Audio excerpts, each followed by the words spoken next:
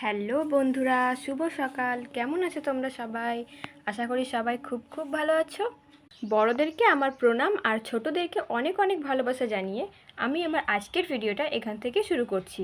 এখন দেখো সকাল 8:30 বাজছে আর আমাদের সকালের কাজবাজ মোটামুটি হয়ে গেছে। দাঁড়াও তোমাদের দেখাচ্ছি। এই দেখো বিছানা গোছানো হয়ে গেছে, আরও মোটামুটি কাজবাজ সবই প্রায় হয়ে গেছে। বাবা তো সে সকালে বেরিয়ে গেছে, মায়ের রান্নাও কিছু কিছু হয়েছে, আবার কিছু কিছু পরে করবে। চলো দেখি মা কি করছে। ও মা, তুমি কি করছো গো? এই তো মাছ ভাজতে বসেছি। কি মাছ বাছছো? কোথা থেকে এলো মাছ? চুনো মাছ দাদা দিয়ে গেল সকালে, রান্না তো ও। হয়ে গেছে, আবার দাদা এখন মাছ নিয়ে এলো, সেটাই বাছতে বসেছি। ও, কি কি মাছ আছে মা এর মধ্যে? এই তো এটা পুঁটি মাছ আছে, বড় বড় সব ডিম আছে, দেখেছিস মাছগুলো কত বড় বড়। হ্যাঁ।